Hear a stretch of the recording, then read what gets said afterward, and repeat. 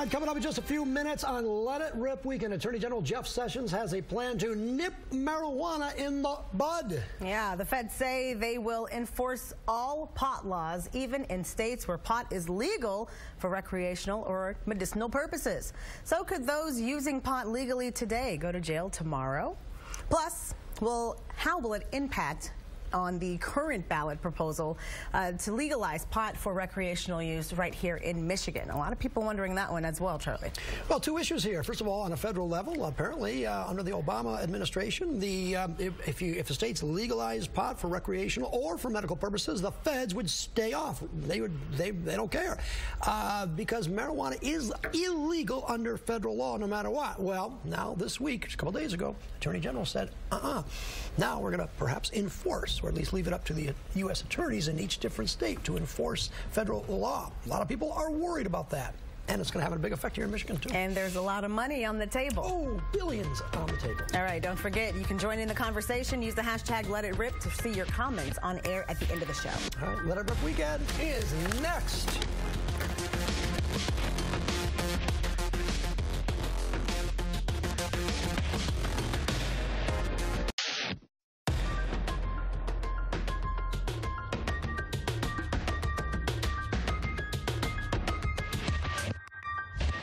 Today on Let It Rip Weekend. It's a historic day, and that's why I'm here to represent. California opening its doors to marijuana smokers after legalizing recreational pot this week. But now, Attorney General Jeff Sessions is threatening their business after toughening up federal policy when it comes to marijuana. Use of marijuana is detrimental, and we should not give encouragement in any way to it. The issue drawing bipartisan backlash from states where pot is legal. We will not be bullied by the Trump administration or by the Department of Justice. So could these people doing and selling pot legally today go to jail tomorrow? Plus, will it have an impact on the current ballot proposal to legalize pot for recreational use right here in Michigan? Let It Rip Weekend starts right now.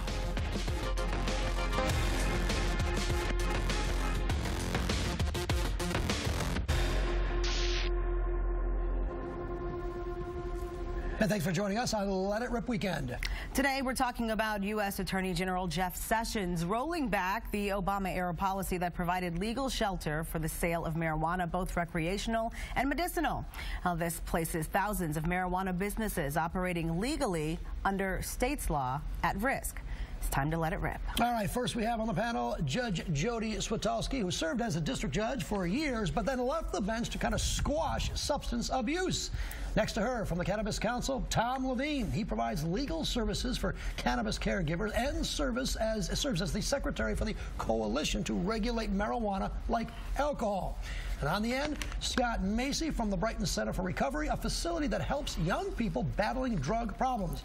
Last, certainly not least, Attorney Barton Morris. He is with the Cannabis Legal Group. He focuses on all marijuana legal issues. All right, let's start. All right, Judge, first question to you. Can someone partake in small amounts of marijuana, either recreational or medicinal, and still be a good person, still be a law-abiding citizen? Well, let's get this straight. There's a lot of good people that are smoking pot and using CBDs for a lot of very legitimate reason. The drug war didn't work. Jeff Sessions is way off base. Even members of his own party are saying, whoa, Jeff, what are you doing? Drug war didn't work then, didn't work now. It's not going to. What is going to happen here is we're going to go ahead and see Congress act. They need to act so that in fact, they've disenfranchised at this point millions and millions of people in these states that are in fact for or pro or effectively using this substance. I know this comes as a surprise, and I'm going to get to it because, there's 70% of America that's for it, and there's not 70% of America that's united on anything right now.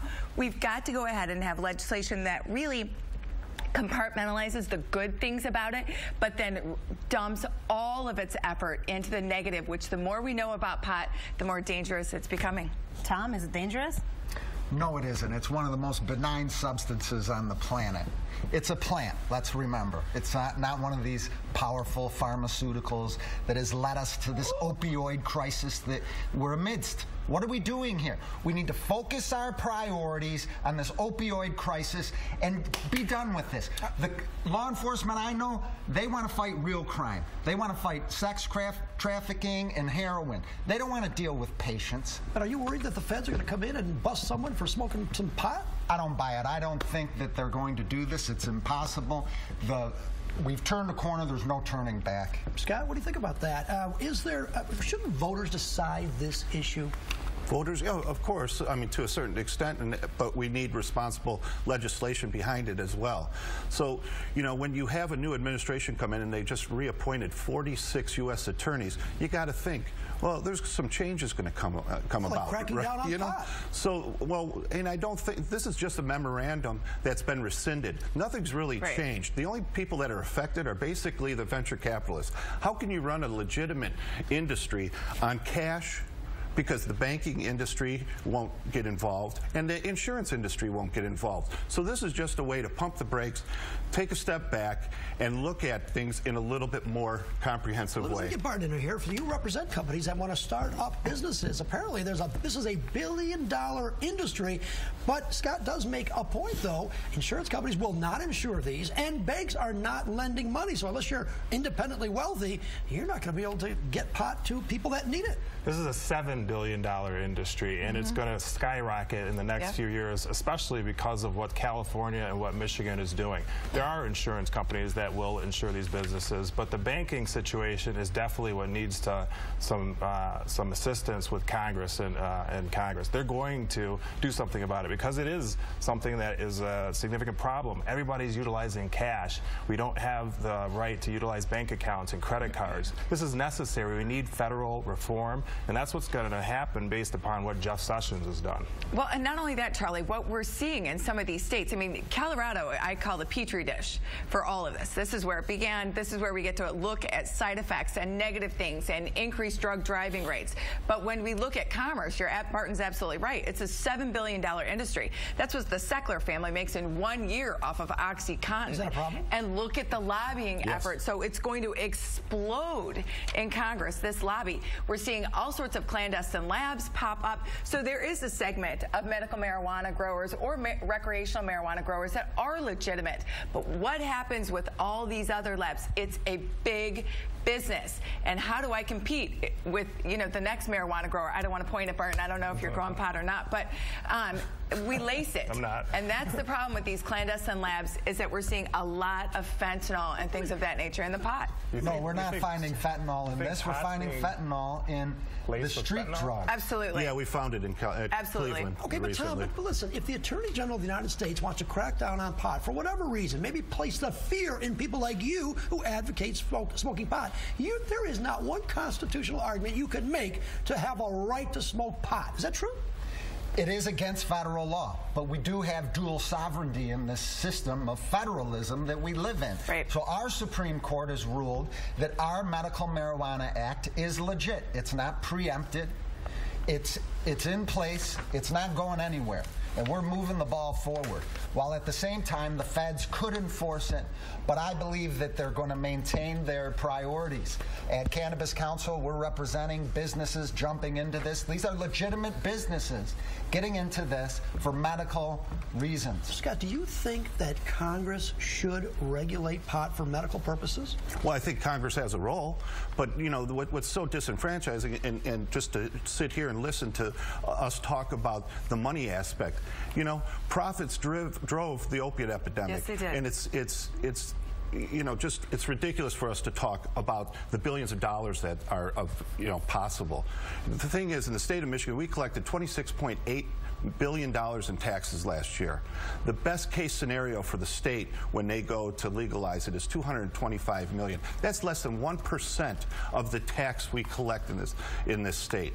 I mean, is that worth it? Less than 1%? And they keep on throwing this. It's profits over principle. And when you have the most vulnerable people that are going to be affected, the children and the urban communities, you know, we got to start recalibrating how we're thinking about this. What are the dangers of legalization? What is it that well, the danger, I mean, for me, it's the commercialization.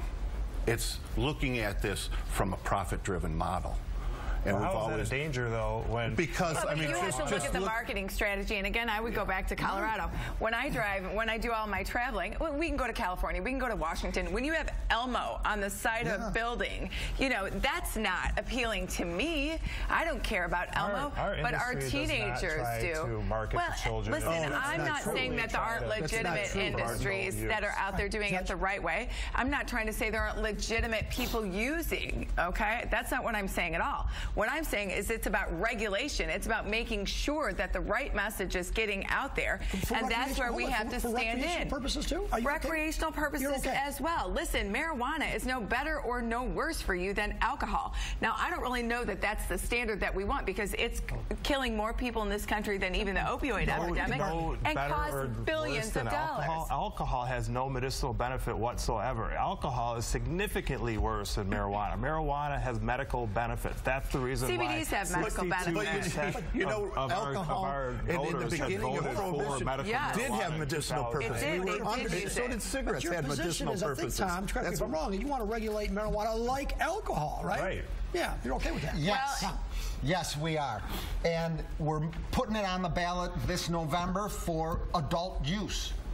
And that's going to significantly increase tax. All right, let's hold tight on that issue, because we want to focus a lot on the Michigan factor, and there is a ballot issue likely that voters will vote on in this year. Don't forget, share your thoughts using the hashtag #LetItRip on Facebook and Twitter, and you may very well see your comments at the end of the show. When we come back, we continue this conversation, but also we'll have a look at this policy and how it can change, and again, like Charlie said, how it can impact the state. We'll be right back.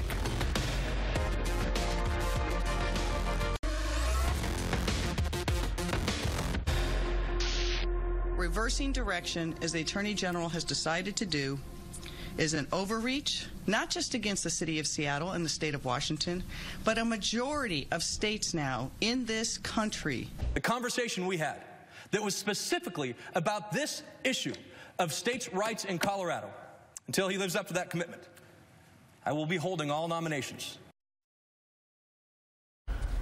All right, welcome back to Let It Rip Weekend. We are continuing our conversation on the rollback of the Obama administration's illegal memo, I guess from Cole, that we want to be specific about this, which provided legal shelter for the sale of marijuana, both recreational and medical. Some people are saying that smoking pot today is legal, but they could go to jail tomorrow. Let me start with Tom Levine here. By the way, Judge Jody Switolski and Tom Levine, Scott Macy, and Barton Morris. Thank you, panel, for being here. Tom, let me start with you. You championed the cause to get this issue on the Michigan ballot.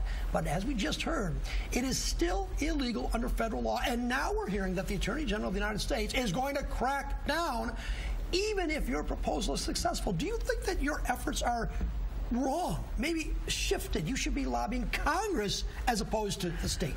We have implemented a full court press right now on the U.S. Congress. Now's the time to act for Congress. What Sessions has done here has forced the hand of Congress. It's going to happen.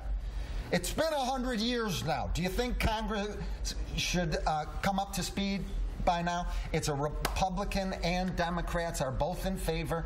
It's, you know, Republicans are in favor of states' rights. But it seems to be, Barton, if Michigan passes this, and likely it's going to be on the November ballot, from my understanding, assuming a couple little legal hurdles there, but for the most part, it'll be on the November ballot.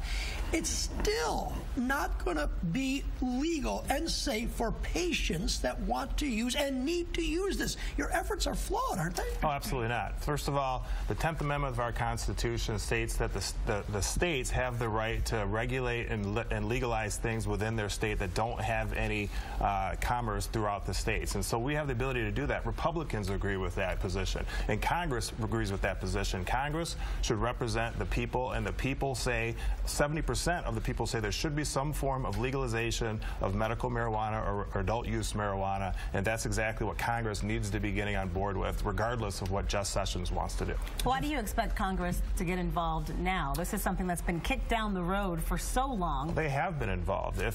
You should know that the Rohrabacher-Farr amendment has precluded the Department of Justice from spending any money on medical marijuana initiatives with respect to states that have medical marijuana laws. That's about to be renewed probably on January 19th. And this is something that Jeff Sessions is about to do, is explode this issue so that all these congressmen can really get on board, because they represent the people, and the people say they want medical or recreational marijuana. So, Judge Jody, let's bring you in here on this one. Is it true, though, that if the state of Michigan adopts this idea where it's pretty much unregulated smoking of marijuana, edibles, whatever you want, you see a problem with that, don't you? I do see a problem with that. First of all, there's not going to be any enforcement. She's up for election. His assistant is our new USAG. They're not going to upset 70% of the Michigan population that are going to the ballot in November. They're just not going to do that. Secondly, I think that we need to shift gears here. It's coming. The cows are out of the barn, whatever you want to say, right? So let's really, no, you can't put them back in. It's like herding cats. However, what we need to do is, you know, I had a 15-year-old come up to me and he said, you know what, it's legal in Colorado. He says, my parents use it.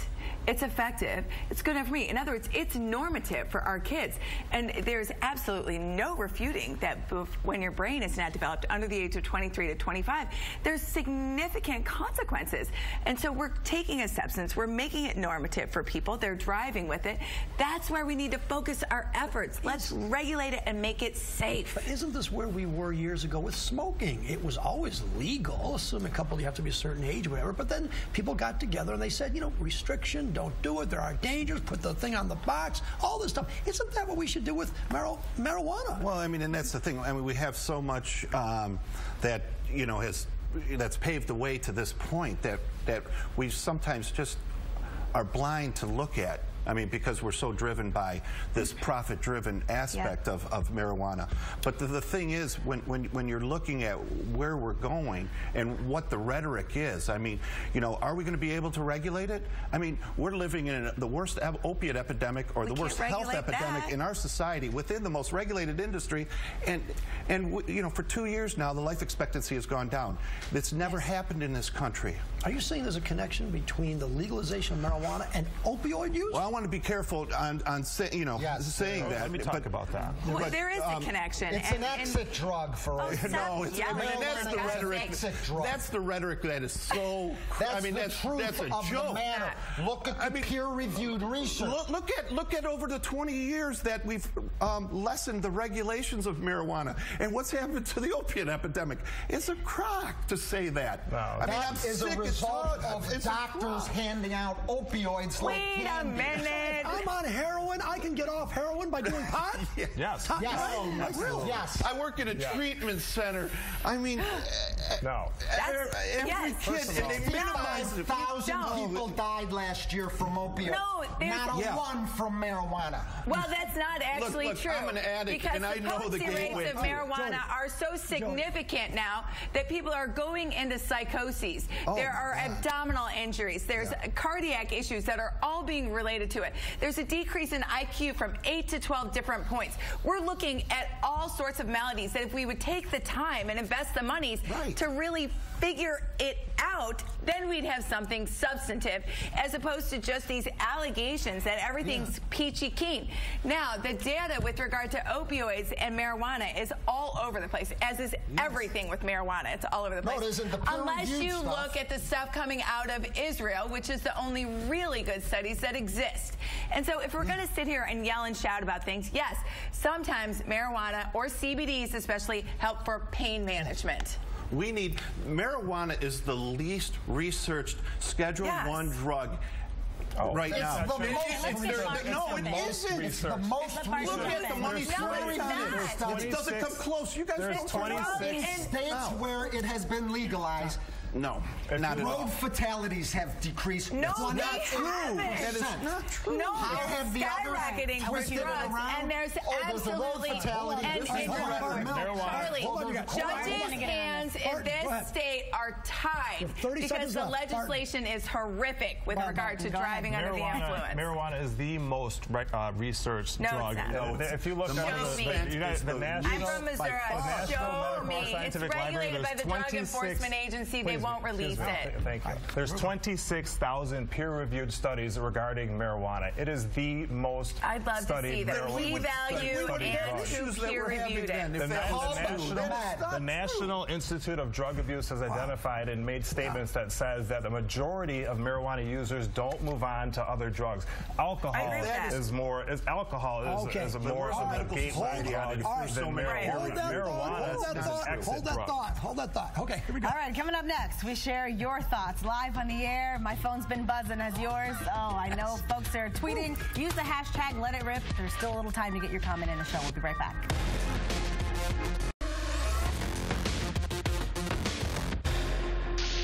Nothing's going to happen here. And now it's time for you to be part of the discussion. That's right. We'll start with this tweet from Denny Lou. It says, "Let it rip. What does it take to make marijuana use legal federally?" Tom, that one can go to you.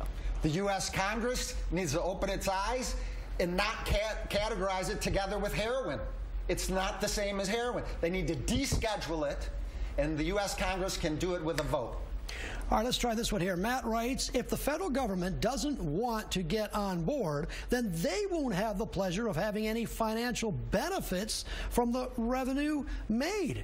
Martin.